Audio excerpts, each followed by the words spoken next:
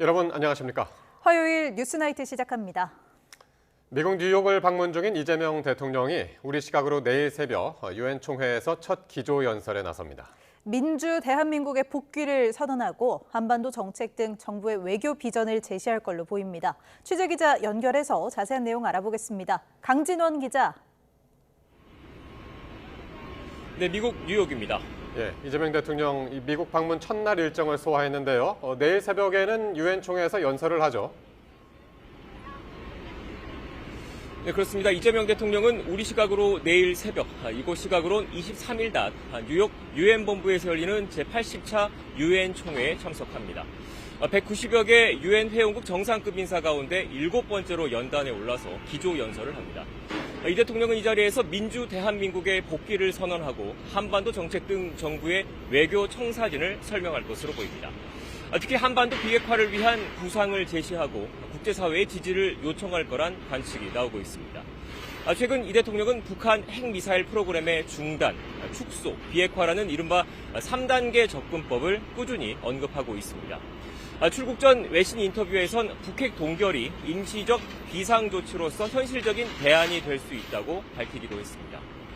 김정은 북한 국무위원장과 트럼프 미국 대통령이 북한 핵무기 폐기 대신 당분간 핵무기 생산 중단에 합의할 경우 수용하겠다는 건데요.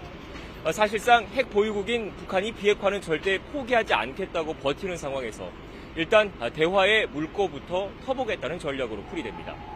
다만 안보 위협은 줄이지 못하고 북한의 핵무기 보유만 공식적으로 인정하는 최악의 시나리오가 펼쳐질 수 있다는 지적도 적지 않은데요.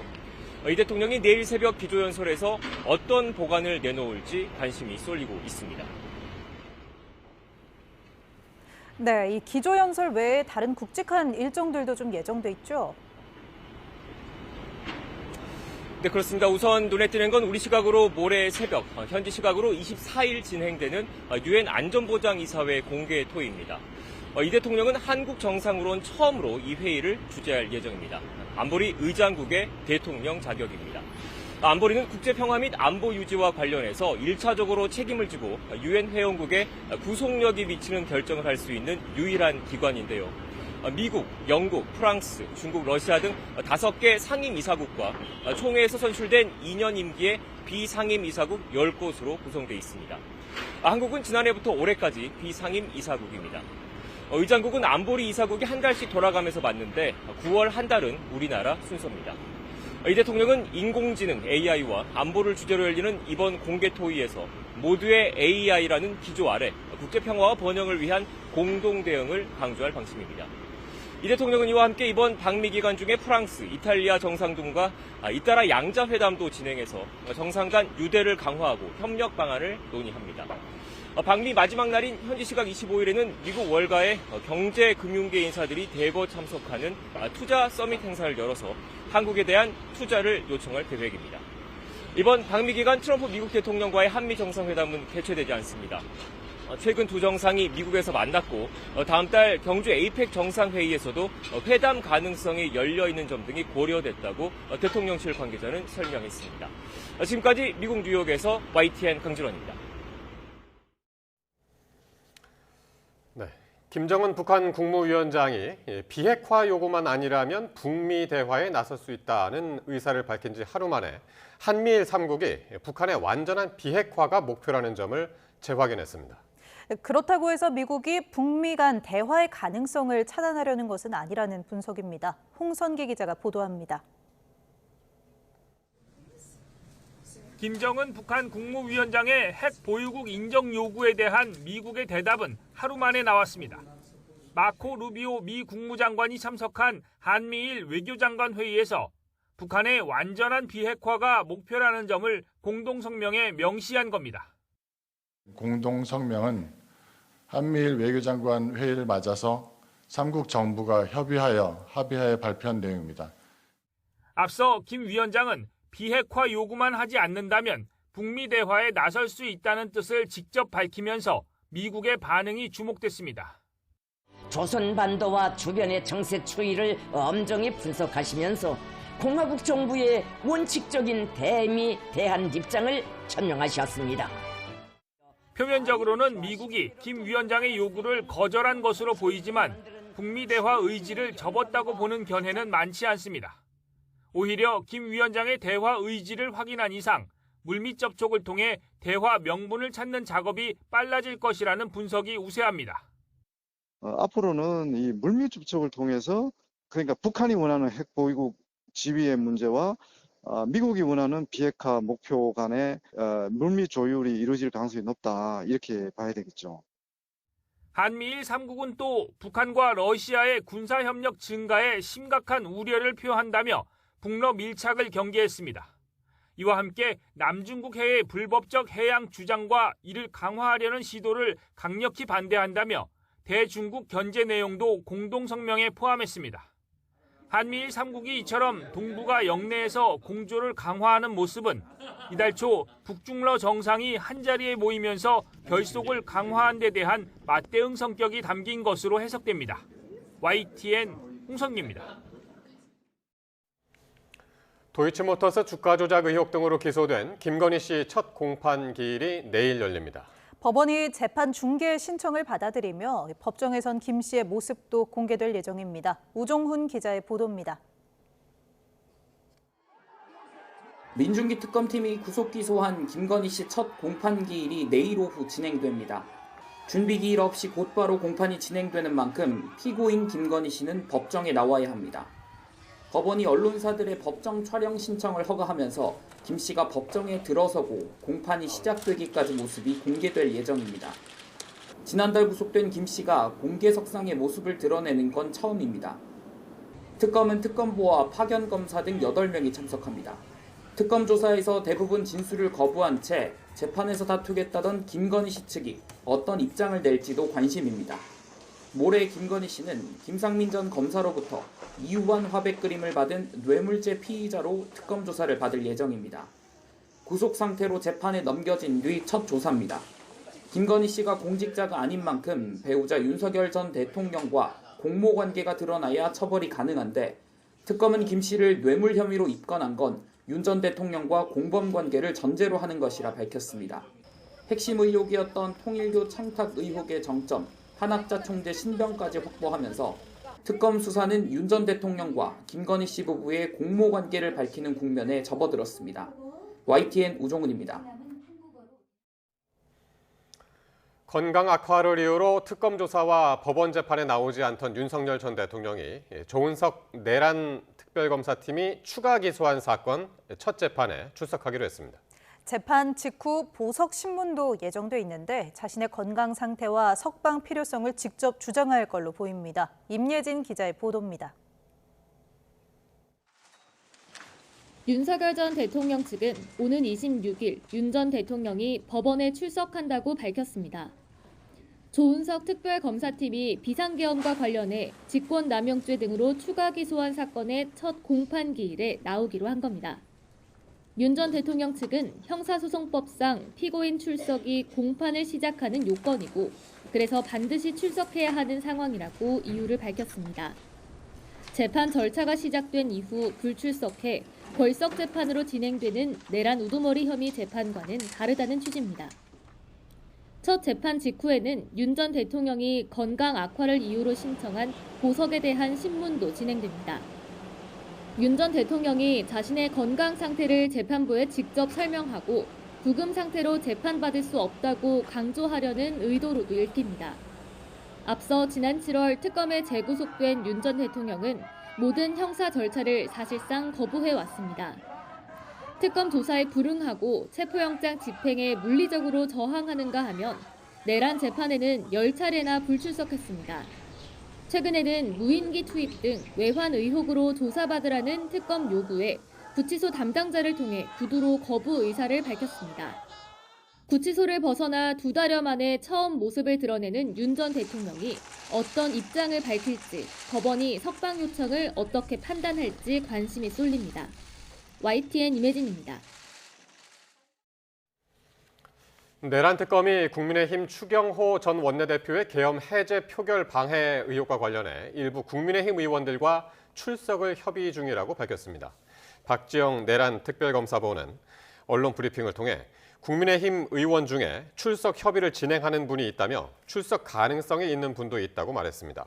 앞서 특검은 한동훈 전 국민의힘 대표와 국민의힘 의원들에게 참고인 조사를 요청했지만 조경태, 김예지 의원을 제외하곤 모두 응하지 않았습니다. 정치자금법 위반 혐의로 구속된 국민의힘 권성동 의원이 특검 소환에 불응했습니다. 김건희 특검팀은 권 의원 측이 불출석 사유서를 내고 나오지 않아 조사를 진행하지 못했다고 밝혔습니다. 권 의원은 사유서에 앞선 2차례 조사로 혐의에 대해 충분히 소명했다고 적은 걸로 알려졌습니다. 3대 특검의 수사 기간과 인력을 늘릴 수 있게 하는 이 특검법 개정 절차가 국무회의 의결로 마무리됐습니다. 특검팀은 최장 올해 연말까지 수사를 이어갈 수 있게 됐습니다. 보도에 나혜인 기자입니다.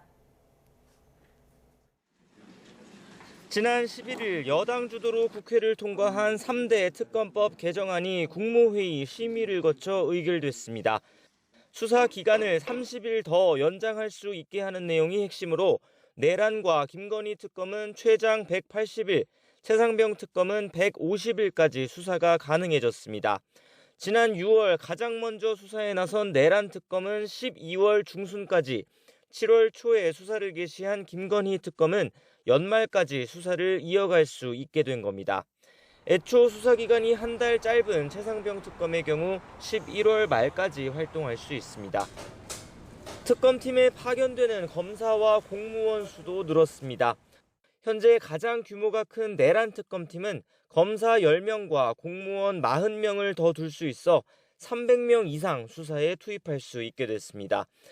수사 대상이 가장 많은 김건희 특검의 경우 특검보 2명을 비롯해 검사 30명과 공무원 60명을 증원할 길이 열렸습니다. 105명 규모인 해병특검은 검사와 특별수사관, 공무원을 합쳐 40명을 더 받을 수 있습니다. 이 밖에 개정특검법엔 수사 대상자가 자수를 하거나 진상규명에 도움되는 증언, 제보 등을 했을 때 형을 감면해 줄 수 있는 규정이 신설됐습니다. 논란이 됐던 재판 생중계 조항 역시 특별한 사정이 없으면 허용하게 하는 쪽으로 결론 났습니다. YTN 나인입니다. 정기국회가 본격화하면서 국정감사 증인 채택 등을 놓고 상임위별로 여야의 첨예한 기싸움이 시작됐습니다. 여야 지도부는 목요일 본회의를 앞두고 또 만났지만 이견을 좁히지는 못했습니다. 임성재 기자의 보도입니다. 추석 연휴가 끝나는 다음 달 14일부터 국정감사를 열기로 합의한 국회 교육위, 하지만 증인을 두곤 신경전을 벌였습니다. 민주당은 김건희 씨 논문 의혹에 연루됐지만 지난 3년간 단 한 차례도 출석하지 않은 김지용 국민대 이사장을 다시 부르기로 했습니다. 리박스쿨 사태와 관련된 신문규 전 대통령실 교육비서관도 보란듯이 증인 목록에 포함시켰습니다. 김건희 씨의 조력자들은 죄를 지어도 처벌받지 않는 이런 세상, 우리 국회가 바로 잡아야 된다. 반면 국민의힘은 법력권 전체로 전선을 넓히며 야당의 무대 국정감사 전국에서 끌려가지만 않겠다는 뜻을 분명히 했습니다.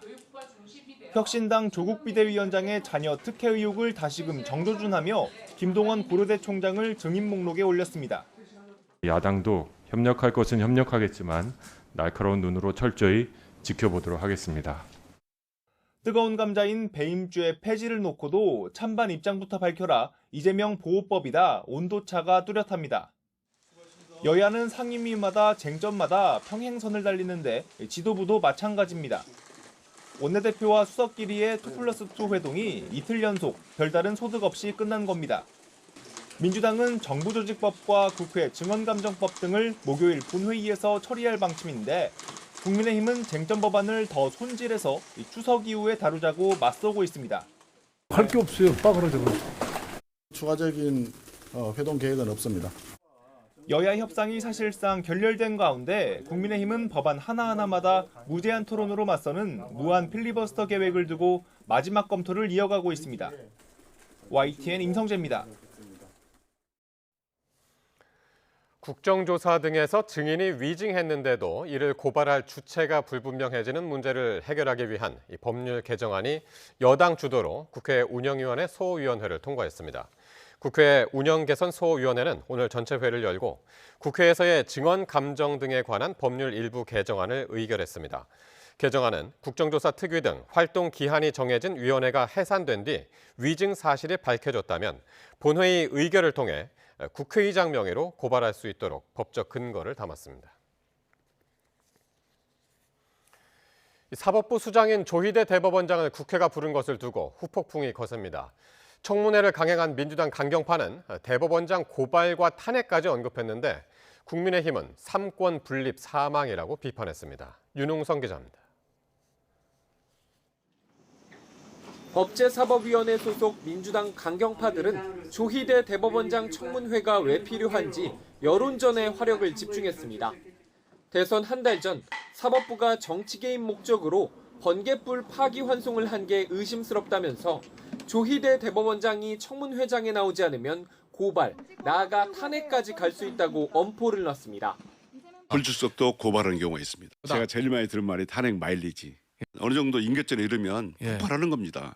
그럼 우리 정치인들은 국민들의 요구에 따라서 할 수밖에 없죠. 국회가 사법부 수장을 부르는 건 초유의 일인데 민주당 지도부와 사전 교감도 소통도 없이 추미애 위원장의 제안으로 법사위 차원에서 뚝딱 하루 만에 추진된 것으로 파악됐습니다. 김병기 원내대표는 법사위원들에게 유감을 표명한 것으로 전해졌고 정청래 대표 역시 관련 사안에는 일절 말을 보태지 않았습니다. 사전에 상의는 안 됐고요. 법사위 차원에서 의결이 된 걸로 추후 통보를 받았습니다. 경고는 모르겠고 저희가 5월 14일 날 한번 했던 청문회예요. 그래서 다시 이어가는 거라고 이해해 주시면 좋겠습니다. 국민의힘은 대통령과 국회가 대법원장을 축출하는 일은 박정희, 전두환 시절에도 없던 일이라며 크게 반발했습니다. 무차별적 망신주기이자 정치 보복이라면서 특히 조희대 대법원장 직무를 정지시키고 문재인 정부 때 앉힌 대법관 대행체제로 사법부를 장악하려는 빌드업이라고도 주장했습니다. 2025년 9월 30일은 대한민국 삼권 분립의 사망일이자 대한민국 국회의 사망일로 역사에 기록될 것입니다. 또 이번 청문회는 대법원장과 한덕수 전 총리가 비밀 회동을 했다는 가짜뉴스의 시선 돌리기라며 심각한 역풍으로 돌아올 거라고 경고했습니다. 사법부를 장악하겠다고 하는 욕망 때문에 정신줄을 놓은 게 아닌가 생각합니다. 대법원장의 대법관 4명까지 증인으로 부른 용감한 청문회가 자칫 악수가 될 수 있다는 지적이 민주당 안에서도 나오는 가운데 이들이 실제 국회에 나올 가능성은 희박하다는 관측입니다. YTN 윤웅성입니다. 경찰이 조희대 대법원장과 한덕수 전 국무총리의 회동 의혹을 제기한 여당 의원들에 대해 본격 수사에 착수했습니다. 서울경찰청은 더불어민주당 서영교 의원과 부승찬 의원 등에 대한 허위사실 적시에 의한 명예훼손 등 혐의 고발 사건을 서울청 공공범죄수사대에 배당했습니다. 서 의원과 부 의원은 조 대법원장이 윤석열 전 대통령이 파면된 직후 한 전 총리를 만나 이재명 대통령의 공직선거법 위반 사건 재판에 대해 논의했다는 의혹을 제기했습니다. 초고액 자산가와 금융 전문가들이 1,000억 원대 주가 조작에 나선 정황이 금융당국에 적발됐습니다. 주가 조작 근절 합동대응단의 1호 사건으로 이재명 대통령이 강조했던 패가망신 첫 번째 사례가 될 것으로 보입니다. 손효정 기자입니다. 1,000억 원 규모의 자금을 동원해 특정 종목의 주가를 조작해온 일당이 덜미를 잡혔습니다. 금융위원회와 금융감독원, 한국거래소 3개 기관이 힘을 합친 주가 조작 근절 합동대응단이 출범한 지 2달 만에 내놓은 1호 사건입니다. 합동대응단은 대형 학원, 의료재단을 운영하는 재력가들이 금융회사 지점장과 같은 금융 전문가와 함께 조직적으로 시세를 조종한 혐의를 포착하고 이들 7명에 대한 압수수색을 진행했습니다. 거래가 성황을 이루는 듯한 착각을 일으키고 혐의 기간 중 거의 하루도 빠짐없이 시세조정 주문을 제출하는 등 집요하고 적극적으로 시장을 지배하였습니다. 금융당국이 파악한 주가 조작 기간은 지난해 초부터 1년 9개월가량. 이들은 시세보다 비싼 가격으로 주식을 사들이거나 가짜 매수 주문으로 주가를 올려 다른 투자자들을 유인한 것으로 드러났습니다. 수만 차례에 걸친 가장, 통정 매매로 거래량을 부풀렸고 금융당국 감시망을 피하기 위해 계좌를 분산해 사고 팔거나 주문 IP를 조작한 것으로도 조사됐습니다. 이렇게 벌어들인 시세 차익은 230억 원, 실현하지 않은 이익까지 포함하면 부당 이득은 400억 원에 달합니다. 금융위사나 증권선물위원회는 주가 조작에 활용된 계좌 수십 개에 대해 처음으로 지급정지 조치를 내렸습니다.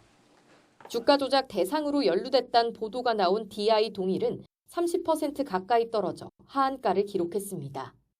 이에 대해 DI 동일 측은 만약 피해 기업이라 하더라도 주가 조작과 무관하며 불법 세력의 주가 조작 피해자라고 입장을 밝혔습니다.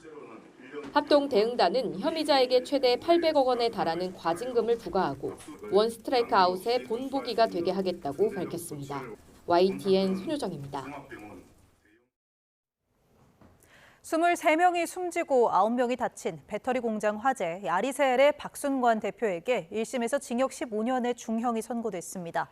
박 대표의 아들인 박중원 총괄 본부장에게도 징역 15년이 선고됐는데 유족들은 여전히 사과도 반성도 하지 않고 있다며 더 엄한 처벌을 요구했습니다. 오승훈 기자가 보도합니다. 공장 전체가 거센 화마에 휩싸였고 검은 연기가 하늘을 뒤덮습니다. 지난해 6월 경기 화성 아리셀 배터리 공장 화재 당시 모습입니다. 공장 안에 있던 배터리의 열폭주 현상으로 폭발과 함께 순식간에 불길이 번지며 23명이 숨지고 9명이 다쳤습니다. 박순관 아리셀 대표는 중대재해처벌법 위반 혐의 등으로 재판에 넘겨졌는데 참사 1년 3개월 만에 열린 1심 선고 공판에서 징역 15년이 선고됐습니다. 우선 재판부는 실질 경영자는 아들이라는 박 대표 측 주장과 달리 안전보건에 관한 최종 책임자는 박 대표라며 중대재해처벌법 위반 혐의를 유죄로 봤습니다.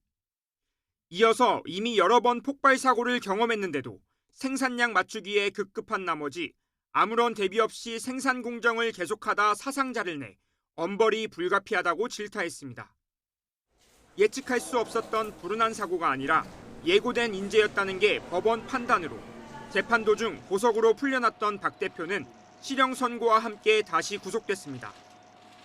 재판부는 또 함께 기소된 박 대표의 아들 박중원 총괄 본부장에게는 징역 15년을, 다른 임직원에게도 징역과 금고형을 선고했습니다. 선고 결과를 듣던 유족들은 눈물을 흘리며 박 대표에게 사과를 요구했고 형이 너무 가볍다며 더 엄한 처벌을 요구했습니다. 살인죄도 사형을 구형하는데 23명, 아니 가족 100명을 죽인 대표에 대해서 15년 너무 작습니다. 저희는 다시 돌아올 수 없습니다. 너무 더 보고 싶습니다. 15년이 너무합니다. 30년이고 50년이고 받더라도 내 마음이 안 내려가겠는데. 앞서 박 대표에게 징역 20년을 구형한 검찰은 1심 판결문을 검토한 뒤 항소 여부를 정할 방침입니다. YTN 오승훈입니다. 최근 여러 자산 운용사가 개인정보가 유출됐다고 신고해 정부가 조사에 착수했습니다. 개인정보보호위원회는 특정 업체에서 제공하는 전산 설비 서비스를 이용하는 여러 자산 운용사가 랜섬웨어에 감염되거나 임직원 개인정보가 유출된 정황이 있다며 신고했다고 밝혔습니다. 랜섬웨어는 컴퓨터 시스템이나 데이터를 암호화한 뒤 돈을 요구하는 해킹 공격을 말합니다. 개인정보위는 해당 파일 서버 서비스 업체를 상대로 구체적인 유출 경위와 피해 규모, 안전조치 의무 준수 여부 등을 확인할 예정입니다. 대통령실이 역대 정부 최초로 특수활동비와 업무 추진비 등을 비롯한 주요 국정 운영 경비를 공개했습니다. 이 대통령 취임 후 지금까지 모두 4억 6천여만 원을 사용한 걸로 나타났는데 대통령실은 국민의 알 권리를 위해 앞으로도 관련 정보를 공개하겠다고 밝혔습니다. 보도에 홍민기 기자입니다. 이재명 대통령이 대표를 맡았던 야당 시절 더불어민주당은 윤석열 정부의 대통령실 특수활동비를 전액 삭감했습니다. 그런데 이 대통령 취임 뒤 민주당은 대통령실 특활비 41억여 원을 다시 복원시켰습니다. 이를 두고 국민의힘을 비롯해 일명 내로남불이 아니냐는 반발과 논란이 이어지자 대통령실은 이렇게 응수했습니다. 향후 책임 있게 쓰고 소명하는 과정이 있을 것이다라고 말씀드리겠습니다. 이후 2달여 뒤 대통령실은 역대 정부 가운데 처음으로 지금까지 지출한 특활비 4억 6천여만 원의 사용처를 공개했습니다. 세부 유형별로는 외교 안보 정책 네트워크 구축에 가장 많은 1억 5천여만 원을 사용했습니다. 한일, 한미 정상회담을 앞둔 지난달 16일에는 외교활동 자문 용역 명목으로 3천만 원을 쓰기도 했습니다. 경제계 인사를 면담하거나 노동 관련 갈등을 조정하는 등 국내 활동에도 모두 9,800여만 원이 쓰였습니다. 이 밖에 공직 비위 정보 수집 등에 9,700여만 원, 취약계층 격려 활동에도 5천여만 원이 들었습니다. 이 대통령 취임 직후부터 석 달여간 사용한 업무 추진비와 특정 업무 경비 집행 내용도 이번에 함께 공개됐습니다. 다만 비용을 쓴 구체적인 장소나 자세한 명목은 가려진 채였는데 대통령실은 국가안보 등 업무 특수성을 고려하여 부득이하게 비공개했다고 설명했습니다. 또 이번 정보 공개가 국민의 알 권리를 확대하는 계기가 될 것으로 기대한다며 앞으로도 관련 정보를 정기적으로 공개하겠다고 밝혔습니다. YTN 홍민기입니다. 미국과의 관세 후속 협의가 난항을 겪는 가운데 여한구 통상본부장이 말레이시아에서 미국 무역대표부 그리어 대표와 만나 논의를 이어갑니다. 다만 주 목적이 경제장관회의 참석인 만큼 실질적인 진전을 이루기는 어려울 거라는 관측이 나옵니다. 최하영 기자가 보도합니다. 여한구 산업부 통상교섭본부장이 이번엔 말레이시아로 향했습니다. 아세안 경제장관 회의에 참석하기 위한 건데 이 자리에서 제이미슨 그리어 미국 무역대표부 대표와 다시 마주할 예정입니다. 일주일여 만의 재회입니다.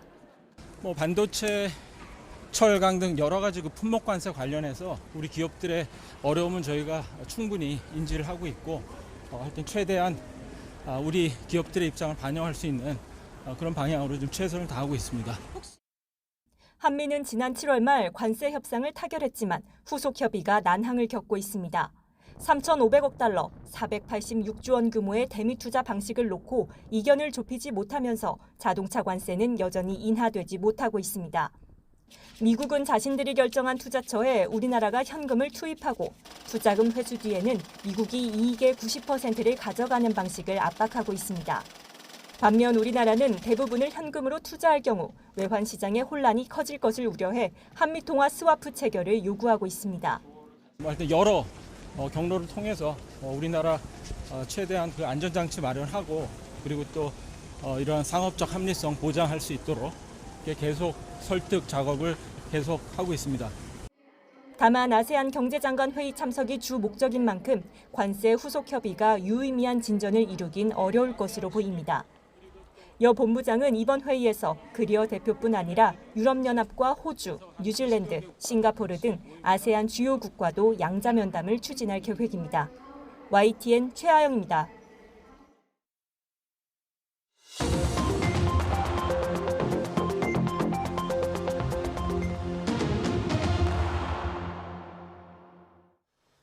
정치권 관심 뉴스 살펴보는 포커스 나이트 시간입니다. 오늘은 박원석 전 국회의원, 최수영 정치평론가 나오셨습니다. 어서 오십시오. 네, 안녕하십니까.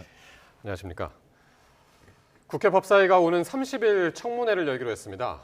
제목은 조희대 대법원장 대선 개입 의혹 관련 긴급 현안 청문회. 그러니까 지난 5월 대법원의 이재명 대통령 공직선거법 사건 파기환송 결정 과정을 따져보겠다는 건데, 어떻게 보셨습니까, 법사위? 그러니까 지금 민주당에서 연일 이제 조희대 대법원장을 압박을 하고 있고 그 연장선에서 이제 청문회까지 열리는 것 같은데요. 의아한 점은 이제 당 지도부도 이걸 몰랐다 사전에. 그러면 이제 법사위원장인 추미애 의원과 법사위원들의 이제 단독 행동이었는데 어쨌든 삼부 요인이고 이제 삼권 분립의 한 축인 대법원장을 국회에 불러내서 청문회를 하는 건 굉장히 중대한 사안이거든요. 그런데다가 최근에 이제 민주당의 그런 이제 공세에 따라서 지금 사법권 독립을 침해한다, 삼권 분립을 침해한다 이런 논란이 굉장히 커지고 있고 또 최근에 있었던 조희대 대법원장을 포함한 이른바 4인 회동설 그 진위를 둘러싸고 여러 논란이 있는데 이렇게 중차대한 사안을 당 지도부와 상의 없이 법사위에서 단독으로 저렇게 이제 청문회를 개최하기로 했다는 거는 전체적으로 지금 민주당의 그 내부 사정이 여의치 않은 그런 상황이 아닌가 싶습니다. 그와 관련해서 뭐 김병기 원내대표는 공개적으로 사실은 불편함을 좀 표출한 상황이고요. 들리는 후문에 따르면 정청래 대표도 추미애 위원장한테 전화를 걸어서 어쨌든 그런 사안에 대해서 이제 당 지도부가 상의를 해달라라고 얘기를 했다고 하는데 지금 상황에서 청문회가 열리고 조희대 대법원장은 안 나올 걸로 예상이 됩니다만 거기서 또다시 민주당 의원들이 이제 이 조희대 대법원장을 포함해서 사법부를 공격하는 모습으로 비춰졌을 때 그게 과연 여론에 좋은 영향을 미칠까? 오히려 지금 민주당 내부에서는 이게 가져올 역풍이나 그런 걸 경계하는 목소리도 상당히 나오는 게 아닌가 싶습니다. 예, 지도부는 몰랐다. 민주당 지도부는 몰랐는데 법사위 차원에서 일방적으로 한 결정이다. 이 얘기 잠시 뒤에 더 구체적으로 하고요. 일단 조 대법원장이 이번에 이제 출석할지 안 할지 그것도 모르는 상황에서 네. 뭐 지금 박 의원께서는 이제 안 나올 가능성이 크다 그렇게 말씀하셨는데 네. 어떻게 보시나요? 저도 뭐 안 나올 거라고 생각합니다. 왜냐하면 그동안 관례상 이제 대법원은 이제 법관의 양심에 따라 상권 분립에 의해서 재판하고 독립된 기구이기 때문에 네. 그런 측면에서 대법원의 행정을 책임지고 있는 법원 행정처장이 국회에 출석해서 행정적 질의에만 답변하는 걸로 그렇게 관행으로 굳어져 왔기 때문에 네. 이번에도 저는 대법원장이 참석하지 않고 또 그걸 가지고 국회가 불출석했다고 해서 고발하거나 뭐 처벌 줄 수는 없다고 생각을 합니다. 그것은 이제 국회가 우리 헌정 이래로 쌓였던 관행이자 문화였기 때문에. 자, 근데 저는 이 제목, 이번에 청문회 제목이 예. 조희대 대법원장 대선 개입 의혹 관련이잖아요. 네. 이미 대선에 개입했다라는 의혹을, 물론 의혹이라는 단어를 붙였습니다만 사실상 이 말하자면은 청문회 제목에다가 디파인 규정을 해버린 거예요. 자, 그럼 이렇게 해와서 그럼 당신이 아니라는 걸 해명하라는 자리를 깔아주는 거잖아요. 그럼 대법원장이 어떻게 나옵니까? 이미 규정이 된 자리에 나와서 내가 아니라고 그 부인하는 그 과정을 한다는 게 우리 국민들이 바라봤을 때 이게 정상적인 상권 분리 국가인가라는 생각을 하겠습니까? 더더군다나 여기 지금 나온 사람들을 보면은 뭐 오경미, 이흉구 또 박영재 대법관이 있는데 박영재 대법관은 상고심의 주심이었고 그다음에 다른 분들은 또 이렇게 뭐 그 소수 의견 반대를 했다. 파기환송에 이제 반대를 그렇게 했었죠. 했다라는 이제 그런 분들까지 다 총망라해서 불렀는데 정작 이 문제를 제기했던 열린공감TV는 청문회에 부르지 않았어요. 이게 주객이 전도되고 본말이 뒤바뀐 것 아닙니까? 최초 문제 제기했던 사람들이 당신이 어떤 근거로 했느냐고 국회의 권능을 갖고 질문해야지 그 사람들에게는 묻지도 않고 부르지도 않고 오직 당신들이 아님을 이 자리에서 해명하라고 얘기하는 이 기괴한 청문회를 어떻게 대법원 측에서 받아들이겠습니까? 그러니까 저는 이 문제는 박 의원님도 지적하셨다시피 과유불급입니다. 너무 나갔습니다. 너무 나가면은 사실 고무줄도 너무 당겨버리면 나중에 돌아오지 않습니다. 회복 탄력성이 줄어드는데 민주당이 어떻게 지금 이 후가를 감당하려고 이렇게 속도전에만 치중하는지 저도 상당히 우려가 됩니다. 예, 증인 채택 문제까지 지금 이제 짚어주셨고요. 자, 앞서서들 이제 말씀하셨던 대로 민주당은 이제 조 대법원장의 불참을 하면 탄핵 가능성까지 지금 언급하면서 압박 수위를 높이고 있는데 정작 민주당 지도부는 청문회 개최 사실을 사전에 알지 못했다고 지금 말하고 있습니다. 발언 한번 직접 들어보시겠습니다. 국회 불출석을 원인으로 해서 근거로 탄핵을 갈 수도 있다. 마일리지를 쌓아간다는 거예요. 제가 제일 많이 들은 말이 탄핵 마일리지.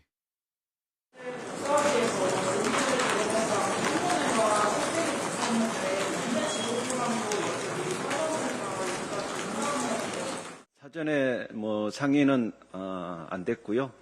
법사위 차원에서 의결이 된 걸로 추후 통보를 받았습니다.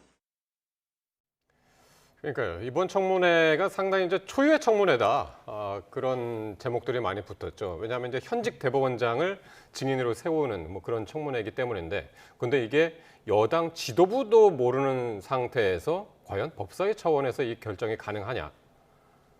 예, 그게 왜 가능했을까요?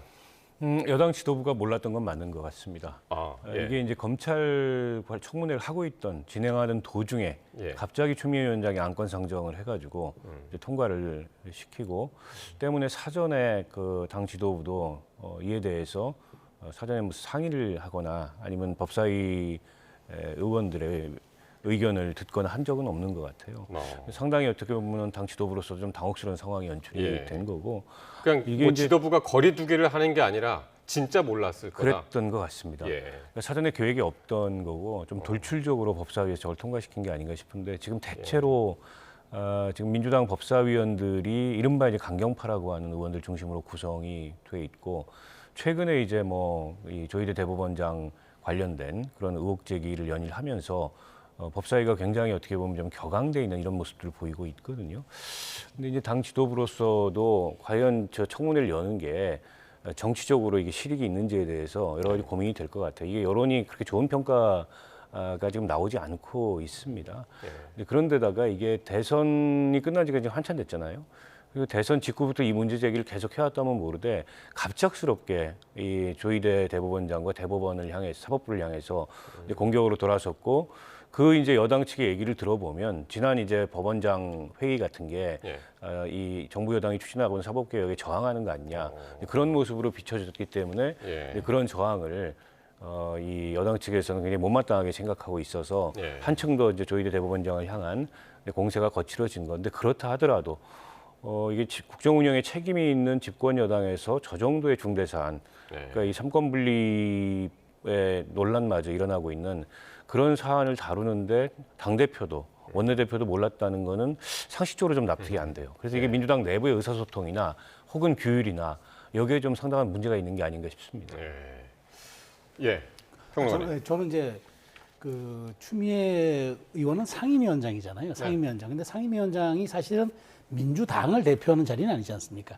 일종의 여야 간사간 합의를 통해서 이제 회의체를 운영을 이제 이끌어가야 되는데 이게 마침 민주당의 대리인처럼 지금 한다는 건데 민주당의 대리인을 하려고 해도 정식으로 좀 위임받거나 그 당 지도부의 동의를 구한 사안을 갖고 해야죠. 그러니까 이거는 당 지도부도 몰랐다는 건데 사실 당 지도부가 몰랐다는 건 물론 설명으로 좀 당혹스럽긴 해 보입니다만은 이건 이렇다면 정말 저는 여당도 아니다. 그리고 이거는 국정 운영에 정말 무한 책임을 지고 있다는 정부 여당이 취할 태도는 더더욱 아니다. 그러면 이게 이제 추미애 위원장의 독자 행동이었고 돌발 사안이었다 얘기하면은 민주당은 더 뒤집어 얘기하면 위기 관리에 대한 리스크 관리가 전혀 안 된다는 얘기입니다. 그렇다면 앞으로 이보다 더한 일이 있어도 통제가 안 돼가지고 국정 운영이 사방팔방으로 다 제각각 라인으로 가도 사후에 통제할 수밖에 없다고 사후에 해명할 수밖에 없다고 한다면 그게 무슨 대의 민주주의의 그 위임받은 정당입니까? 그러니까 저는 이렇게 되면은 말이죠.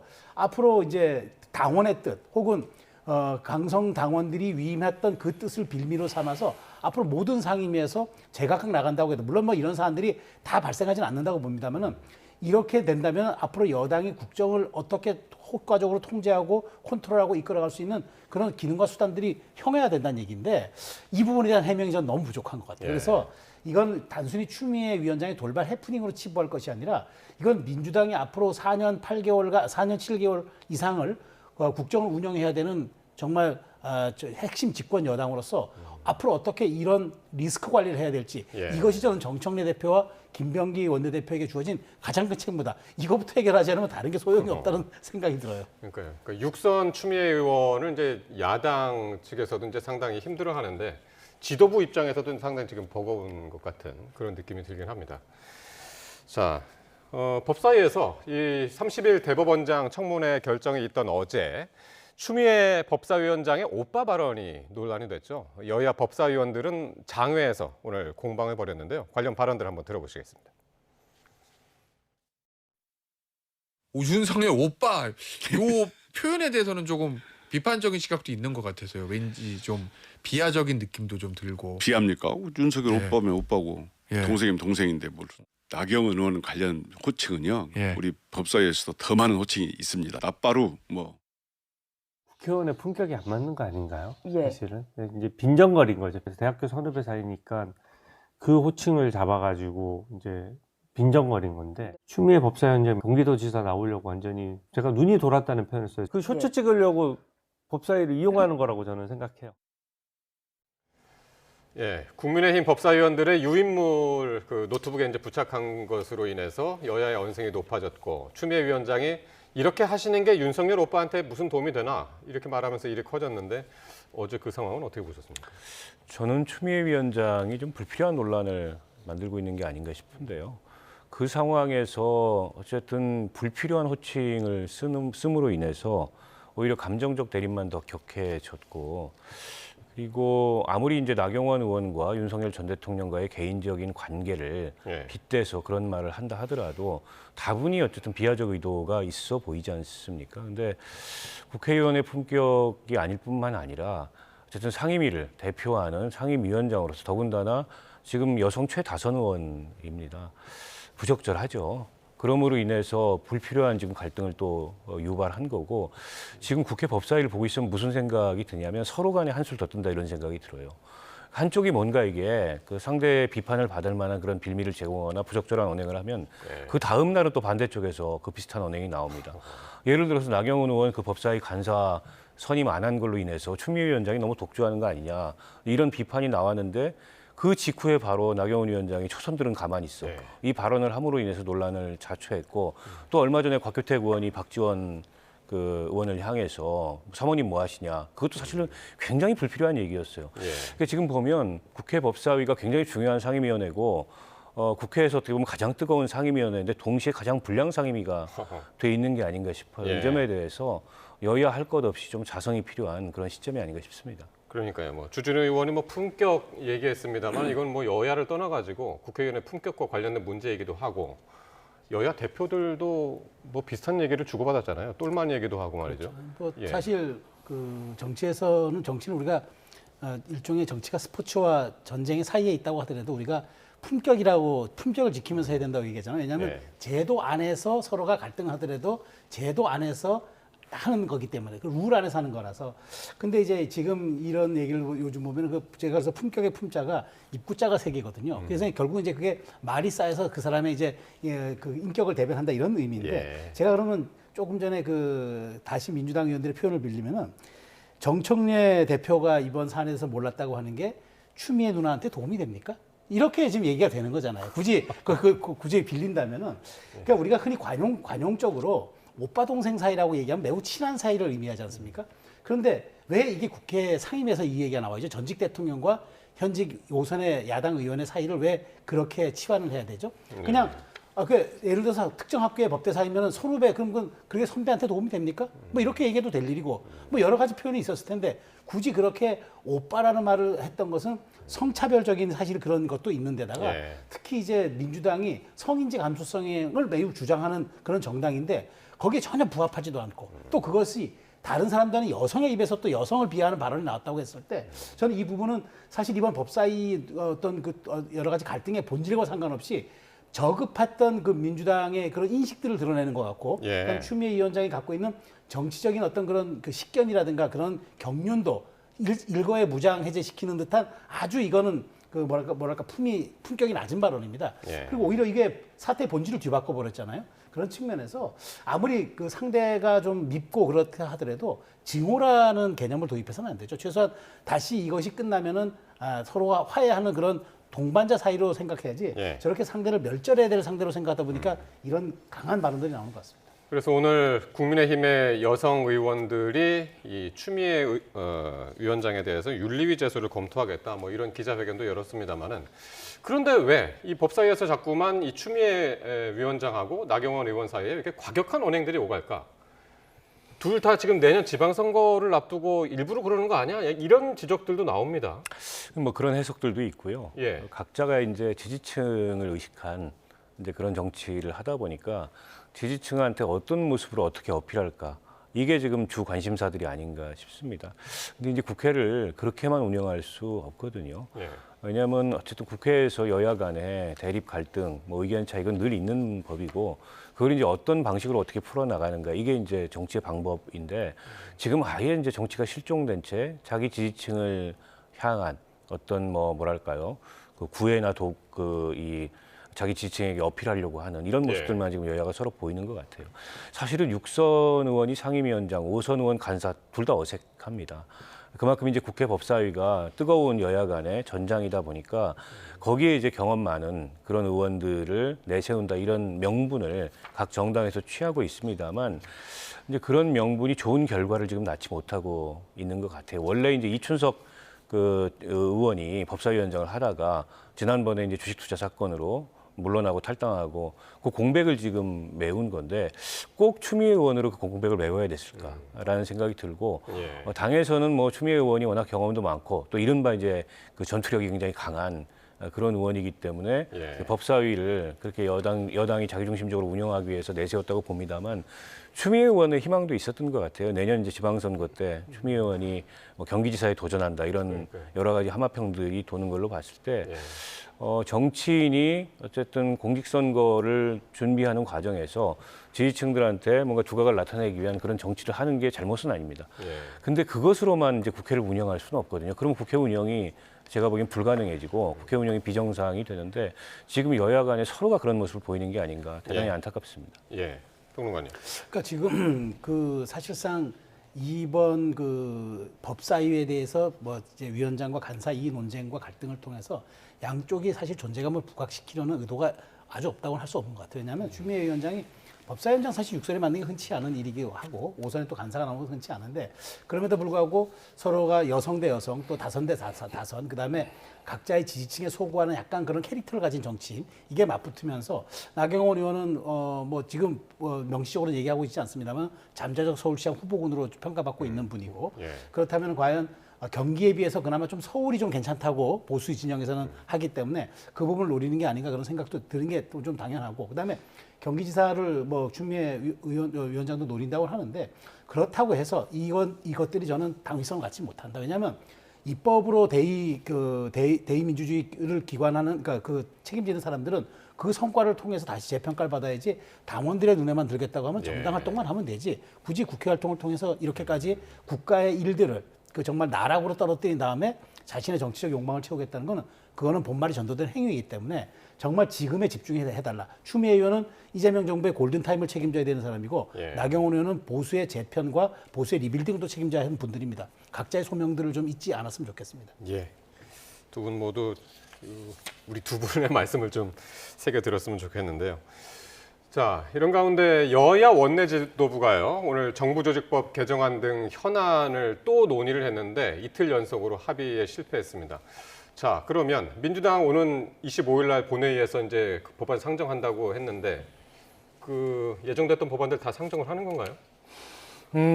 아직 지금 최종 결정은 나지 않은 것 같은데 예정돼 있는 법안 한 70여 건을 상정한다고 하는데 국민의힘에서 지금 필리버스터 카드를 준비를 하고 있습니다. 그런데 이전에는 이제 쟁점 법안에 대해서만 필리버스터를 했는데 그게 아니고 국회에 올라오는 모든 법안에 대해서 필리버스터를 하겠다. 근데 이런 생각을 물론 결정된 건 아닙니다. 얼핏 그 송원석 원내대표가 이 얘기를 했는데 그렇게 되면 상당한 그 뭐랄까요 시일이 지연될 수밖에 없을 것 같아요. 법안 한 건당 하루씩 만약 필리버스터를 한다 그래도 70건이면은 70일이 걸리지 않습니까?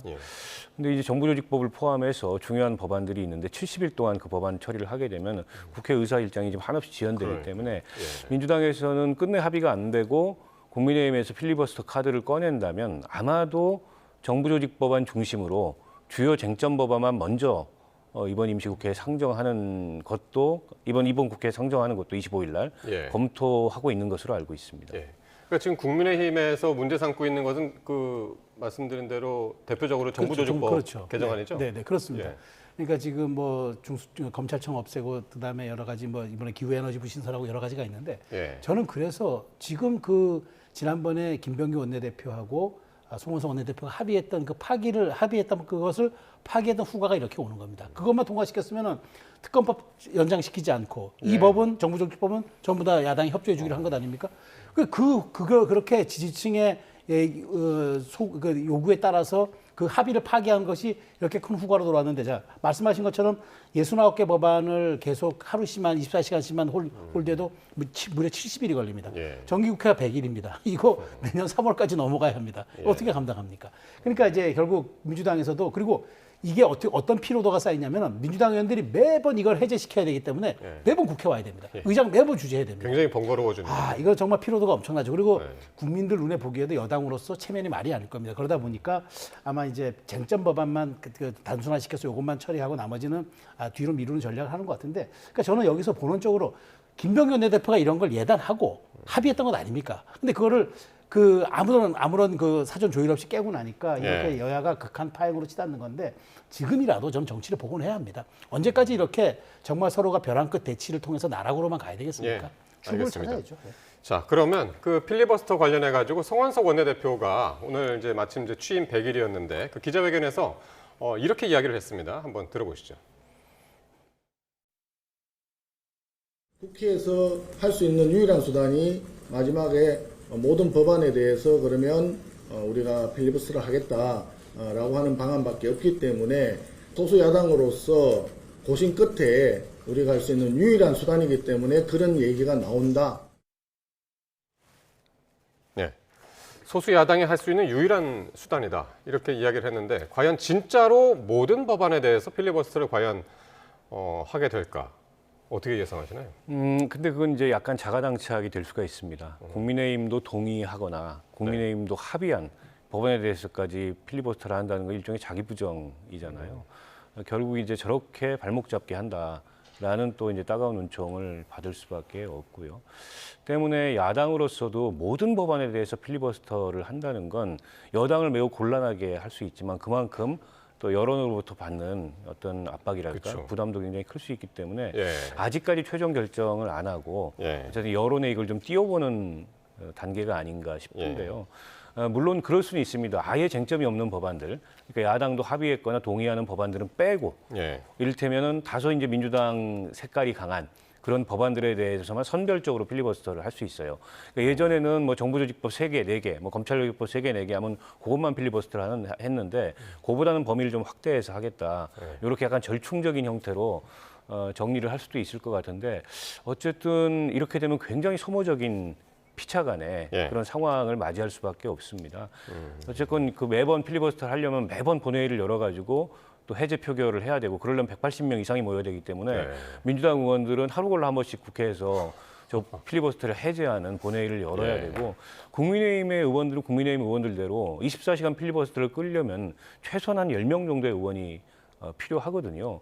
그러면 그 의원들은 또 그걸 밤을 새가면서 필리버스터 해야 되니까 이게 지금 뭐 정기국회 그 중요한 현안들이 산적해 있는데 여야 간에 한쪽은 필리버스터를 하고 한쪽은 필리버스터를 해제하느라고 이게 뭐 그 날을 새는 이런 모습을 보인다는 게 과연 이게 국민들이 기대하는 정치일까에 그러니까요. 대해서 심사숙고해야 된다고 봅니다. 그리고 정기국회 일정들이 또 있잖아요. 그러니까 그렇죠. 국감도 네. 있고 다음 달 예산국회도 이제 또 열려야 되고 해가지고 줄줄이 있어서 본회의가 과연 그만큼 또 열릴 수 있을까 싶기도 하고 그런 상황에서 찾아보니까 2019년 자유한국당 시절에 비슷한 일이 있었더라고요. 그러니까 공직선거법 개정안하고 공수처 관련 법안들 처리에 이제 자유한국당이 반발해가지고 모든 법안들 그때는 199개 이제 법안이었다고 그러는데 그 모두 이제 필리버스터 신청하면서 그때 민식이법, 유치원 3법 이런 것들이 이제 처리 지연이 되면서 그렇죠, 늦었죠. 상당히 이제 민심에 또 반하는 그런 일들이 이제 당시 있었고요. 원내대표가 나경원 원내대표여서 예. 아까 뭐 이성윤이 얘기했던 빠루라는 단어가 등장했던 게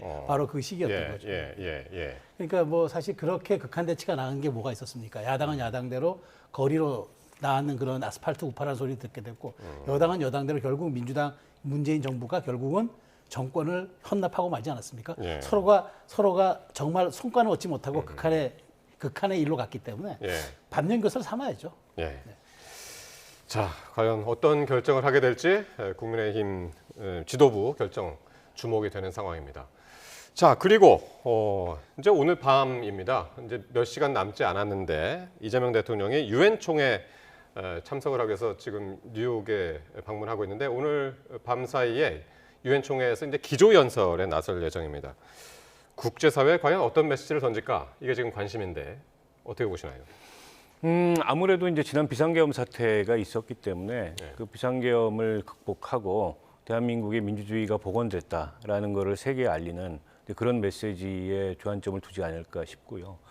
그리고 이제 유엔에서 다루는 전통적인 글로벌 의제들이 있습니다. 예를 들어서 뭐 기후위기라든지 에너지 전환이라든지 또 AI와 관련된 국제협력이라든지 그런 글로벌 의제들을 좀 선도하는 그런 국가라는 이미지를 만들기 위해서 그와 관련된 제안이나 정책적 방향이나 이런 것들을 제시할 가능성이 높고 그리고 무엇보다 이제 한반도 비핵화에 관한 구상 같은 거를 세계인을 향해서 이제 호소하고 제안하는 그런 내용이 담기지 않을까 이렇게 예상이 되고요. 이번에 또 이제 안보리 의장 국으로서 유엔 안보리 회의를 주재하는 일정까지 포함되어 있거든요. 어떻게 보면 이게 다자외교 무대에 이재명 대통령이 기존에 이제 다자외교 회의가 있긴 했습니다만 유엔이라는 가장 큰 무대에서 일종의 데뷔전을 치르는 그런 그 시기이기 때문에 굉장히 중요한 연설이고 또 중요한 회의라고 볼 수 있을 것 같습니다. 아무래도 이제 한반도 문제 하면 이제 비핵화 그렇게 연결될 수밖에 없고 그 얘기를 이제 언급하지 않을 수가 없는데 김정은 위원장이 이런 얘기를 했죠, 어제. 미국이 북한 비핵화 목표를 포기를 한다면 북미 대화를 할 수 있다. 이런 이야기를 해서 과연 미국의 반응, 트럼프 대통령의 반응은 또 어떨까? 그렇죠. 이런 예상도 해볼 수가 있는데. 근데 트럼프 대통령 지금 입장이 조금 급해요. 왜냐하면 다른 게 아니라 지금 북한의 비핵화도 비핵화지만 북한이 지금 러시아랑 무기협력하고 있죠. 이란의 지금 핵 재처리 농축 시설에 대해서 기술 지원하겠다는 얘기가 있어요. 이건 막아야 되거든요. 그러다 보니까 빨리 김정은을 국제사회 무대를 끌어내기 위해서 일단은 그 김정은이 원하는 그쪽으로 카드를 줘야 되는데, 근데 지금 우리 이재명 대통령도 거기에 약간 트럼프 대통령이 피스메이커라는 보이는 페이스메이커라 얘기하잖아요.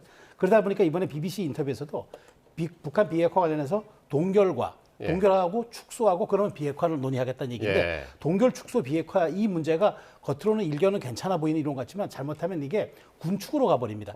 핵 보유를 인정해버리고 아예 무기를 축소해버리자고 가는 군축으로 가게 될 경우에는 비핵화 완전히 다른 결의 협상이 될 수밖에 없거든요. 핵 보유를 인정하는 걸 전제로 하기 때문에.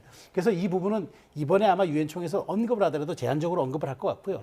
여기에 대해서는 트럼프 대통령이나 이재명 대통령도 한반도 평화 안전과 담보라는 건 공동의 목표가 있기 때문에 이 부분을 세밀히 다뤄야 합니다. 이거 좀 급하다고 덥석덥석 하다 보면은 결국에는 북한의 핵 무장 역량만 길러주는 그런 꼴이 또 반복될 수 있기 때문에 이 부분은 좀 심각히 봐야 될 것 같습니다. 그러니까 그래서 이제 한미일 외교장관도 최종적인 목표는 한반도 비핵화다. 그러니까 오늘 이제 선언을 했거든요.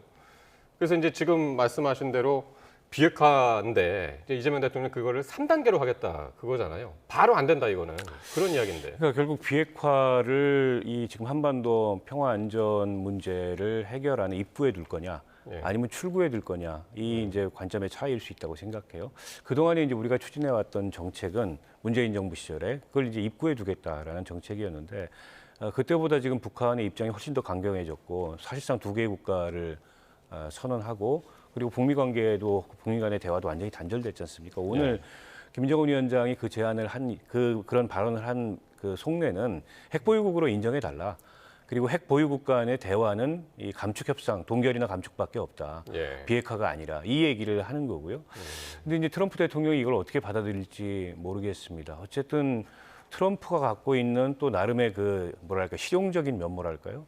그런 관점에서 봤을 때 저 제안을 수용할 수도 있겠다라는 생각이 들고, 그거는 이제 그동안에 우리가 추진해왔던 한반도 비핵화 정책과는 굉장히 다른 방향이기 때문에 여러 이제 논란을 부를 수밖에 없다는 생각이 들어요. 일단은 좀 지켜봐야 될 것 같은데, 이제 이재명 대통령이 현실적으로 만약 트럼프 대통령이 그런 선택을 한다면 우리로서도 받아들이지 않을 수 없는 거 아니냐, 받아들일 수밖에 없는 거 아니냐. 그러나 궁극적인 목표는, 즉 다시 말해서 어쨌든 비핵화 문제를 입구가 아닌 출구에 두겠다. 그럼으로써 이 한반도 문제를 풀어나갈 수 있는 뭐랄까요, 좀 전략적 여지랄까요, 이런 것들 좀 넓혀보겠다, 그런 취지의 발언이 아닌가 싶습니다. 알겠습니다. 과연 오늘 이재명 대통령이 오늘 밤 사이에 유엔 총회에서 과연 기조연설 어떤 내용을 가지고 할지 같이 한번 지켜보겠습니다. 지금까지 박원석 전 국회의원, 최수영 정치평론가와 함께했습니다. 두 분 고맙습니다.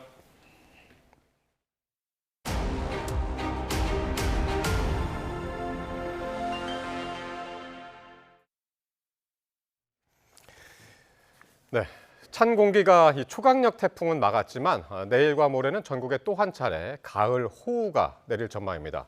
이번에도 서쪽을 중심으로 100mm 이상이 내리겠고요. 일부 지역은 시간당 50mm에 달하는 강한 비가 집중될 것으로 보입니다. 김민경 기자의 보도입니다.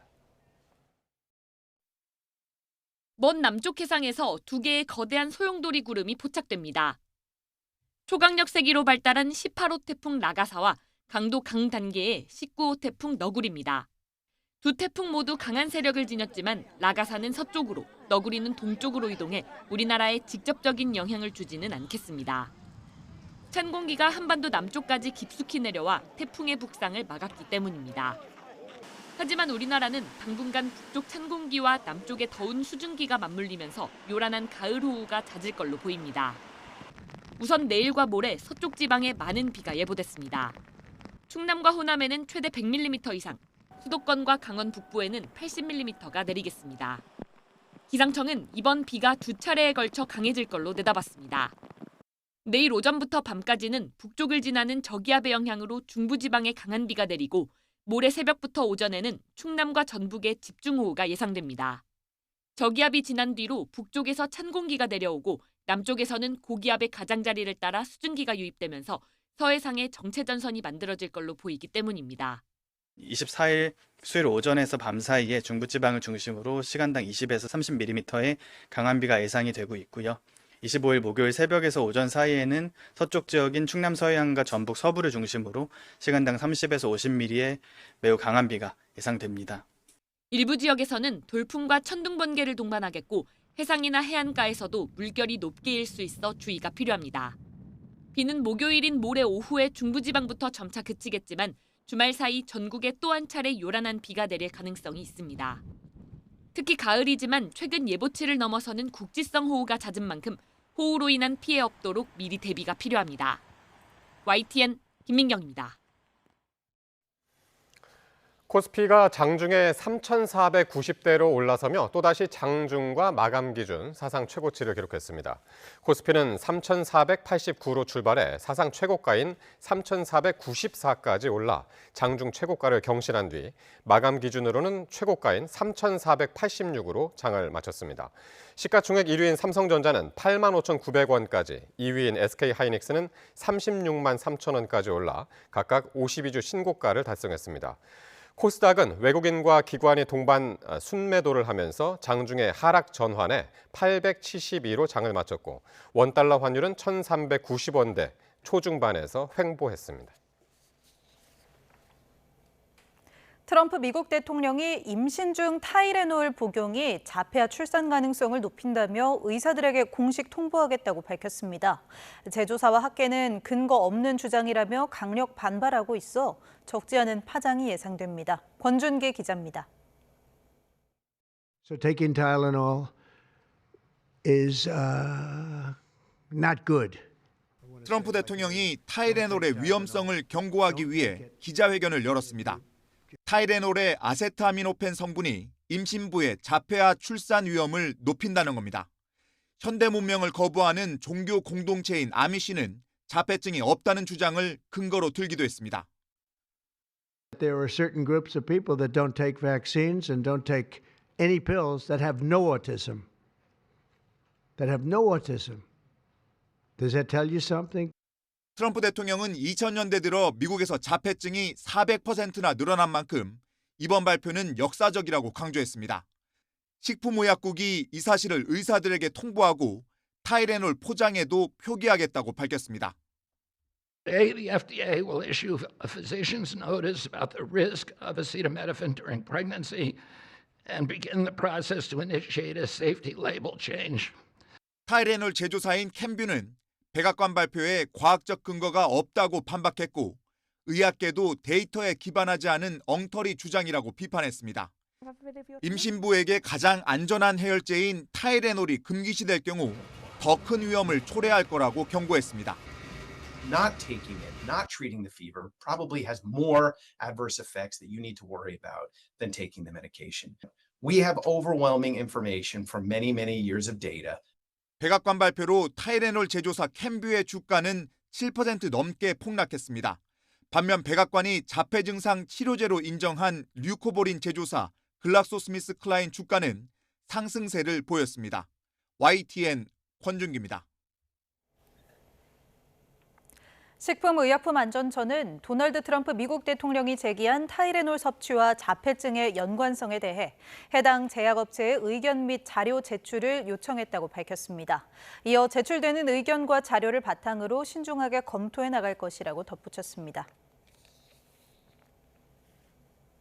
5천만 명이 쓰는 국민 메신저 카카오톡이 15년 만에 대대적인 개편에 나섰습니다. 오픈 AI의 인공지능 챗 GPT를 품고 자체 인공지능 서비스 카나나를 통해 인공지능 기반 소셜 플랫폼으로 변신한다는 계획입니다. 박기환 기자가 보도합니다. 지난해 오픈 AI와 파트너십을 맺으며 인공지능 열풍에 가세한 카카오. 15년 만에 개편해서 인공지능 탑재 서비스를 공개했습니다. 카카오톡 챗 GPT 탭을 누르면 별도 앱이 없어도 질문은 물론 문서와 이미지까지 만드는 서비스 이용이 가능합니다. 노래 추천해줘, 장소 찾아줘와 같은 요청을 인식하고 이에 맞는 카카오 서비스를 직접 호출해 실행할 수 있도록 연결하는 기술입니다. 복잡한 메뉴 탐색이나 앱 간 전환 없이 카카오의 자체 개발 인공지능 카나나는 카카오톡 대화 내용을 이해하고 사용자가 필요할 만한 정보를 먼저 제시하는가 하면 읽지 않은 대화방 메시지와 보이스톡 대화를 요약해 알려주고 중요 일정 알림과 선물 추천 기능도 알아서 진행하게 됩니다. AI 기능에서 사용된 대화나 통화 데이터는 별도로 저장하거나 학습에 사용하지 않습니다. 대화 맥락은 온 디바이스에서만 활용하여 서버에 저장되지 않습니다. 가나다 순이었던 친구 목록은 페이스북이나 인스타그램 등 SNS와 같이 최근 소식부터 보여주는 타임라인으로 개편됩니다. 또 메시지 수정 기능과 채팅방 분류 등 사용자의 편의 기능도 새롭게 선보입니다. 국내 챗GPT 이용자가 2천만 명을 넘어 AI 시대 지각 변동이 본격화하면서 카카오도 생존 전략을 내놓은 것으로 풀이됩니다. 하지만 개편한 발표를 전후로 카카오 주가는 62,000원대를 찍고 전날보다 5% 빠진 63,300원으로 장을 마쳤습니다. 인공지능 시대, 변화를 위한 토종 빅테크의 선택이 어떤 결과로 이어질지 주목되고 있습니다. YTN 박전입니다. 경찰이 KT에서 자체 신고한 서버 침해 정황에 대해 내사에 착수했습니다.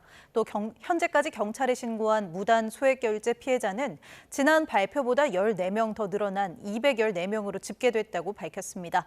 김희영 기자가 단독 취재했습니다. KT는 지난주 서버 침해 정황을 발견했다며 정부에 신고했습니다. 보안 점검 결과 해커가 서버를 침해한 흔적 4건과 의심 정황 2건이 확인됐다는 내용이었습니다. 어젯밤 KT는 외부 전문 기업의 보안 점검 결과를 통해 추가적인 침해 사고가 있었다는 사실을 인지하고 그런데 경찰이 이와 관련해 내사에 착수한 사실이 YTN 취재 결과 확인됐습니다. 경찰청 국가수사본부 사이버 테러 수사대는 지난 19일 언론 보도를 통해 이 같은 상황을 인지하고 정보통신망 침입 혐의로 신원 미상의 해커에 대한 입건전 조사에 나섰다고 밝혔습니다. 국가수사본부는 이와 함께 KT가 한국인터넷진흥원으로부터 해킹 의혹을 통보받고도 관련 서버를 폐기했다는 의혹에 대해서도 조사하고 있습니다. 앞서 KT는 지난 7월 정부에서 해킹 가능성을 통보하자 침해 사실을 확인할 수 없다고 회신했다가 한 달 뒤 미국 보안 전문지 프렉도 같은 의혹을 보도하자 서버를 이미 폐기했다고 밝혔습니다. 이후 진행된 서버 전수조사 과정에서 폐기된 서버의 활동 기록이 백업됐다는 사실을 뒤늦게 파악했는데 경찰은 KT에 해당 기록을 제출해 줄 것을 요청했습니다. 이와 별도로 경기 남부경찰청에서는 KT 무단 소액결제 사태 수사가 진행 중인데 불법 기지국을 차에 싣고 돌아다닌 혐의를 받는 40대 장모 씨가 신호가 잘 잡히는 새벽에 범행하라는 지시를 받았다고 진술한 것으로 파악됐습니다.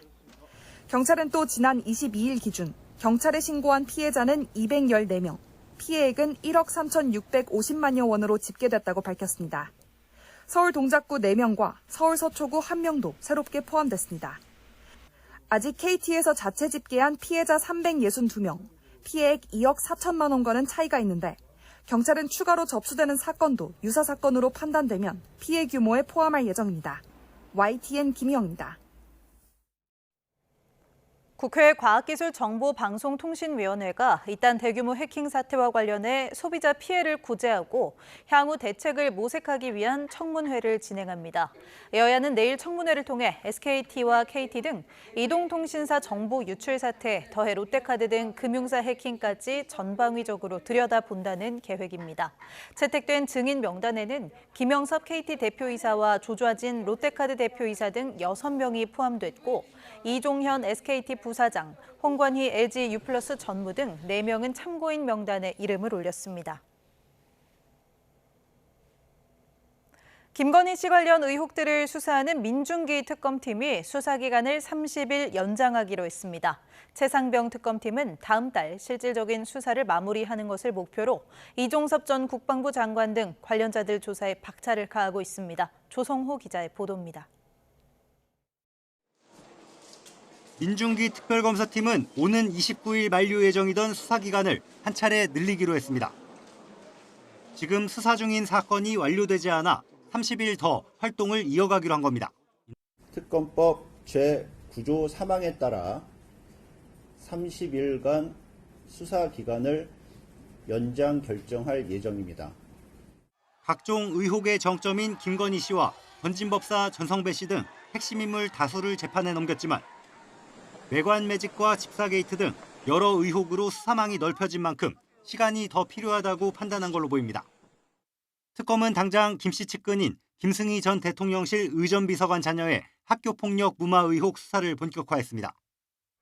2년 전 김 전 비서관의 초등학생 딸이 피해 학생을 폭행해 크게 다치게 하고도 강제 전학 조치가 내려지지 않았는데 사건 발생 직후 김 씨가 장상윤 당시 교육부 차관과 통화한 사실이 드러나 윗선 개입이 있던 것 아니냐는 의심을 받았습니다. 특검은 최근 경기도 성남교육지원청에서 학교폭력대책심의위원회 관련 자료들을 받아 검토했고 학폭위 관계자를 참고인으로 부르기로 했습니다. 최상병 사건과 관련한 이명현 특검팀 수사도 속도를 높이고 있습니다. 당시 국방부 최고 책임자인 이종섭 전 장관을 피의자로 소환했습니다. 피의자로는 첫 출석이신데요. 입장 한 말씀 부탁드리겠습니다. 성실히 조사받도록 하겠습니다. 이른바 VIP 경로와 수사 외압을 규명하기 위한 핵심 인물로 특검은 적어도 3차례는 조사해야 한다고 보고 있습니다. 다른 특검들과 달리 구속영장으로 신병을 확보했거나 재판에 넘긴 피의자는 없는 상황. 윤 전 대통령 등에게 적용될 수 있는 직권남용 혐의는 법정에서 굉장히 치열하게 다퉈지기 때문에 관련자들 진술을 세세히 다질 필요가 있다는 게 특검팀 입장입니다. 특검팀은 수사가 석 달을 넘는 다음 달 중순 이후에는 수사를 조금씩 매듭짓기 시작하는 국면이 될 거라고 내다봤습니다. YTN 조성호입니다. 도이치모터스 주가 조작 혐의와 통일교 금품 수수 의혹 등을 받는 김건희 씨의 첫 재판이 내일 열립니다. 서울중앙지방법원 형사합의 27부는 내일 오후 2시 10분 자본시장법 위반과 정치자금법 위반 등 혐의를 받는 김 씨의 1차 공판기일을 진행합니다. 서울 남부구치소에 수감된 김 씨는 법정에 출석하겠다는 의사를 밝힌 만큼 피고인석에 앉은 김 씨의 모습이 공개될 예정입니다. 김건희 특검팀이 한학자 통일교 총재에게 구속 뒤 첫 소환을 통보했습니다. 특검팀은 내일 오후 3시 한학자 총재를 소환 조사할 예정이라고 밝혔습니다. 한 총재는 지난 2022년 1월 국민의힘 권성동 의원에게 불법 정치자금 1억 원을 전달하고 김건희 씨에게 명품 가방과 목걸이를 건네며 교단 현안을 청탁한 혐의로 구속됐습니다. 특검은 앞서 정치자금법 위반 혐의로 구속된 권 의원에게도 내일 오후 1시 소환을 통보했습니다.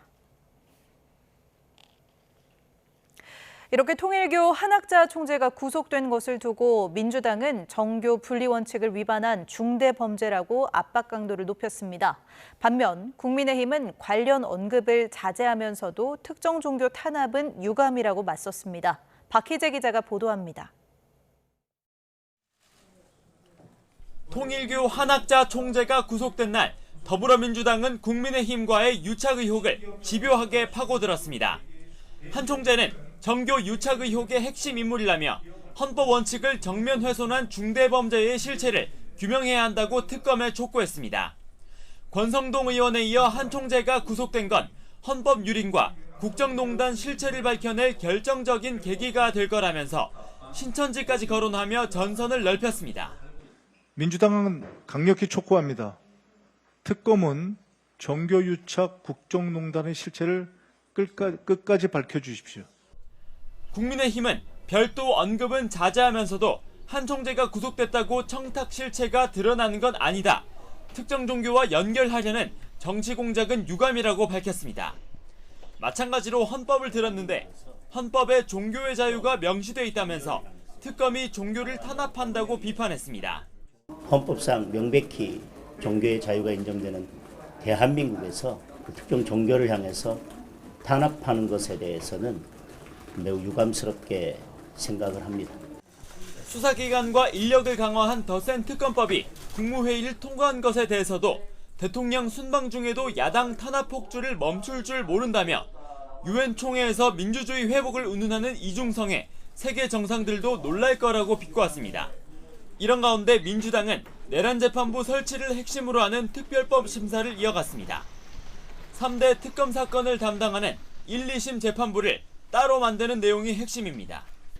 민주당은 내란 청산, 국가 정상화를 기치로 특검 수사에 힘을 싣고 있지만 국민의힘은 특검 전국에서 지방선거를 치르겠다는 비열한 정치 공작이라고 규정했습니다.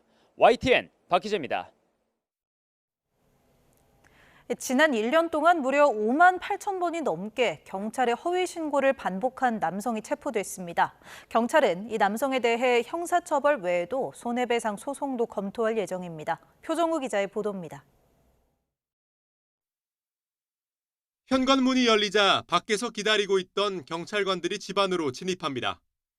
수사관들은 안에 있던 남성에게 체포영장을 보여준 뒤 양팔을 붙잡고 나옵니다. 112 허위 신고를 반복해 경찰의 업무를 방해한 혐의로 50대 남성이 검거됐습니다. 이 남성은 자신이 감금되거나 강제 연행되는 중이라는 등 반복적으로 거짓 신고했는데 지난 1년 동안 5만 8천 번 이상 하루에 약 160차례 수준으로 업무에 회방을 놓았습니다. 이로 인해 경찰관이 모두 51차례 출동했고 남성은 경범죄처벌법 위반으로 7차례 범칙금 통고 처분을 받았습니다. 지난 5월엔 범칙금 처분에 불만을 품고 나흘 동안 1,800여 차례 보복 신고하기도 했습니다. 피의자에 대해서 9월 22일 날 구속 송치하였고 경찰에서는 민사소송을 검토할 예정입니다. 집이 불길에 휩싸이고 소방대원들이 물줄기를 뿌립니다. 새벽 경기 연천에 있는 단독주택에서 불이 나 3시간 만에 꺼졌습니다. 안에 있던 주민 2명이 대피해 다친 사람은 없었지만 집 한 채가 모두 불에 탔습니다. 경기 김포시에선 소형 셔틀버스가 변압기를 들이받았습니다. 이 사고로 변압기에서 불이 나 40여 분 만에 꺼졌으며 다친 사람은 없었습니다. 소방은 버스가 유턴하는 과정에서 버스 뒷부분이 변압기를 치며 불이 난 것으로 보고 자세한 화재 원인을 조사할 예정입니다. YTN 표정우입니다. 사법농단 의혹으로 1심에서 징역형의 집행유예를 받았던 임종헌 전 법원 행정처 차장의 항소심에서 검찰이 징역 7년을 구형했습니다. 서울고등법원은 오늘 임 전 차장의 직권남용 권리 행사 방해 등 혐의에 항소심 결심 공판을 진행했습니다. 임 전 차장의 항소심 선고는 오는 11월 27일 오후 2시에 나올 예정입니다. 뇌물수수 혐의를 받는 신경호 강원교육감이 1심 재판에서 당선 무효형에 해당하는 징역 10개월에 집행유예 2년을 선고받았습니다. 신 교육감은 즉각 항소해 다시 한번 법원의 판단을 받아보겠다고 밝혔습니다. 보도에 홍성욱 기자입니다. 검찰은 신경호 강원교육감이 사조직을 만들어 불법 선거운동을 벌이고 다수로부터 뇌물을 받은 것으로 판단했습니다. 2년 넘게 치열한 법정 공방이 이어졌고 앞서 검찰은 징역 3년을 구형했습니다. 마침내 이뤄진 1심 선고. 재판부는 신 교육감에게 징역 10개월에 집행유예 2년을 선고하고 573만 원 추징명령을 내렸습니다. 함께 기소된 교육청 이모 전 대변인에게도 징역 10개월에 집행유예 2년을, 리조트 숙박권과 금품 제공 혐의로 기소된 한모 씨에게는 벌금 300만 원을 선고했습니다. 재판부는 고도의 청렴성이 요구되는 교육감을 선출하는 선거에서 신 교육감이 이전 대변인과 공모해 이익 제공을 약속했고 정치자금 등 뇌물을 수수해 죄책이 매우 중하다고 설명했습니다. 다만 사조직을 설립해 불법 선거운동을 한 혐의에 대해서는 이미 공소시효가 완성된 뒤에 기소됐다며 면소 판결했습니다. 신 교육감은 즉시 항소하겠다고 밝혔습니다. 유죄 부분에 대해서는 항고를 들어갈 것입니다. 다시 한번 법의 심판을 받아보려고 합니다. 전 교조는 이번 사건으로 강원도민이 피해를 떠안았다며 교육감이 즉시 물러나야 한다고 밝혔습니다. 신경호 교육감은 강원교육을 책임질 자격이 없습니다. 즉각 교육감직에서 물러나야 하며 행정 공백을 최소화하기 위해 책임 있는 대책이 마련되어야 합니다. 공직선거법상 벌금 100만 원 이상의 형이 확정되면 교육감 직위를 상실합니다. 2년 넘게 이어진 1심 재판 내내 혐의를 부인한 신경호 교육감. 하지만 1심 재판부는 유죄를 인정하고 당선 무효형을 선고했습니다. YTN 홍성욱입니다. 일본 집권 자민당의 차기 총재 선거전이 본격적으로 막을 올린 가운데 외국인 관련 정책이 주요 쟁점으로 떠오르고 있습니다. 후보들은 범죄 등을 이유로 외국인 취업 규제나 부동산 취득 제한 강화 등을 내세우고 있는데 자칫 외국인 배척 흐름으로 이어질 수 있다는 우려도 나옵니다. 도쿄에서 김세호 특파원의 보도입니다. 차기 자민당 총재 선거에 나선 후보들이 쏟아낸 외국인 정책 관련 주요 골자는 외국인에 대한 규제 강화입니다. 다카이치 사나의 전 경제안보 담당상은 난민 기준을 강화하고 불법 체류 외국인에 대한 엄격한 법 적용을 주장했습니다. 経済的な動機でやってきて難民を主張する人、きちんとお帰りをいただきます。また不法滞在の人たちにも厳格に法律を守っていただきます。 고이즈미 신지로 농림상은 불법 취업한 외국인으로 치안이 악화하고 있다며 외국인 문제를 다룰 사령탑 기능을 강화하겠다고 약속했습니다. 治安の悪化などにより地域住民の皆さんの不安につながっている現実があります。外国人問題に関する司令塔機能を強化し、総合的な対策を進めていきます。 고바야시 다카유키 전 경제안보 담당상도 외국인 출입국 관리와 부동산 구입 규제를 강조했습니다. ルールを守らない一部の外国人によって国民の不安が高まっています。この出入国管理を含めた外国人政策を厳格化していきます。 이 밖에 모테기 도시미스 간사장은 위법 외국인 제로를 목표로 법령을 철저히 준수시킬 것이라고 말했습니다. 다만 하야시 요시마사 관방장관은 후보 중 유일하게 외국인 정책을 언급하지 않았습니다. 아사히 신문은 지난해 총재 선거 때와 달리 이번 선거에서 외국인 정책이 쟁점으로 떠오른 배경에는 7월 참의원 선거에서 일본인 퍼스트를 내세운 참정당의 약진을 꼽았습니다. 마이니치 신문은 참정당의 약진으로 자민당 보수층의 표가 잠식될 우려가 커졌다며 외국인 규제 강화가 외국인 배척으로 이어질 수 있다고 전했습니다. 자민당 총재 선거에 나선 후보들이 보수층의 불만을 달래기 위해 반외국인 정서를 자극하고 있는 것 아니냐는 지적이 나오고 있습니다. 도쿄에서 YTN 김세호입니다.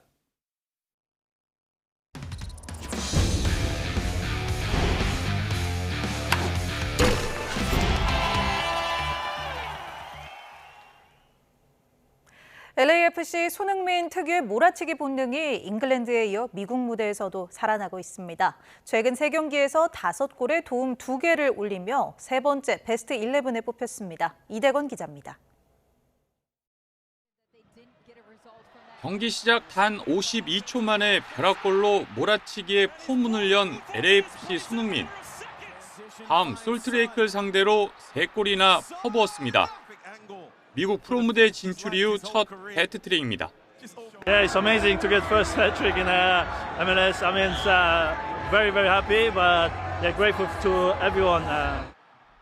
이번엔 솔트레이크를 홈으로 불러들여 역전골과 함께 도움 2개도 쌓았습니다. 손흥민은 최근 3경기에서 5골에 도움 2개를 올리며 특유의 몰아치기 본능을 선보였습니다. 토트넘 시절 컨디션이 최고조에 이를 때도 짧은 기간 골과 도움을 쌓아 올리는 몰아치기로 유명했습니다. 미국 무대에서도 이게 가능한 건 3연승 동안 12골을 합작한 팀 동료 보안가와의 환상적인 호흡 때문입니다. 보안가에서 손흥민, 다시 보안가로 이어지는 해트트릭 퍼레이드까지 펼쳤습니다. 팀의 3경기 연속 해트트릭은 MLS 역사상 처음입니다. 얘기도 많이 하고 또 경기장에서 그런 것들을 서로 빨리빨리 캐치해서 경기를 하다 보니까 이런 시너지 효과가 더 좋은 것 같은데. 손흥민은 부안가와 함께 자신의 3번째 베스트 11에 뽑혔습니다. MLS 사무국은 메시와 함께 이들을 LAFC 스타 듀오로 치켜세웠습니다. YTN 이대훈입니다. 치열한 프로야구 가을 야구 경쟁에서 삼성과 KT가 나란히 승리하고 한 발 앞서갔습니다. 6위 롯데는 2연패를 당하며 포스트 시즌에서 더 멀어졌습니다. 보도에 이경재 기자입니다. 4위 삼성이 시원한 장타를 앞세워 두산의 역전승을 거뒀습니다. 3대0으로 뒤진 3회 말 이재현이 투런포를 쏘올렸고 다시 4대2로 벌어진 4회 말에는 두산의 포구 실책과 강민호의 3루타로 동점에 성공했습니다. 6회 이성기의 솔로포로 경기를 뒤집었고 7회엔 만루 찬스에서 전병우가 2타점 적시타를 날렸습니다. 필요할 때마다 박마이가 보답한 삼성은 7대5로 승리하고 귀중한 1승을 추가했습니다. 5위 KT도 키움 에이스 알칸타라를 무너뜨리고 3연승을 달리며 삼성과 반경기 차를 유지했습니다. KT는 1회 송성문의 실책을 놓치지 않고 먼저 2점을 달아났고 5회에는 여동우의 실책을 발판 삼아 석점을 더 뽑았습니다. 7명의 선수가 7타점을 나눠 책임지고 7대0으로 승리했습니다. 선발 오원석은 7회 원아웃까지 무실점으로 마운드를 지키고 5연패 뒤에 시즌 11승째를 올렸습니다. 저희 팀이 지금 한 경기 되게 중요한 경기인데 또 오늘 승리할 수 있어서 너무 좋은 것 같고, 그리고 후반기 들어와가지고 패만 했던 것 같은데 또 오랜만에 승해서 좋은 것 같습니다. 6위 롯데는 NC에 패해 5위 KT에 2경기 반차로 멀어졌습니다. 6경기가 남은 상황에서 가을 야구 진출은 더욱 희박해졌습니다. NC는 2대1로 맞선 8회 김희집이 결승 2타점 적시타를 날려 승리를 이끌었습니다. 선발 김건우가 6회 원아웃까지 삼진 12개를 잡아낸 SSG는 에레디아와 최주훈의 홈런포까지 더해 기아를 5대0으로 물리치고 3위를 굳게 지켰습니다. YTN 이경재입니다. 프로축구 대구를 상대로 멀티골을 터뜨린 대전의 골잡이 주민규가 K리그 1 30라운드 최우수 선수로 뽑혔습니다. 주민규는 지난 20일 대구와의 홈경기에서 1대0으로 앞선 전반 30분에 이어 후반 11분 연속골을 터뜨려 승부의 쐐기를 박았습니다. 이날 리그 12호와 13호 골을 기록한 주민규는 14골을 기록 중인 득점 1위 전진우를 한 골 차로 추격하며 공동 2위에 올랐습니다. 프랑스 프로축구 파리 생제르맹의 트래블 달성을 이끈 덴벨레가 유럽 무대에서 가장 빛난 선수로 뽑혔습니다. 덴벨레는 프랑스 파리 샤틀레 극장에서 열린 2025 발롱도르 시상식에서 남자 선수 부문 수상자로 선정됐습니다. 지난 시즌 53경기를 뛰면서 35개 골에 도움 14개를 작성한 덴벨레는 파리 생제르맹이 리그 1과 프랑스컵, 유럽 챔피언스 리그 정상에 오르는 데 핵심적인 역할을 맡았습니다. 덴벨레는 지난 시즌 공동 득점왕을 차지해 리그 1과 유럽 챔피언스 리그 올해의 선수에 뽑혔고 이번에는 처음으로 발롱도르까지 차지했습니다. 여자 선수 부문 발롱도르는 FC 바르셀로나의 본마티에게 돌아갔는데 본마티에게는 3년 연속 수상입니다.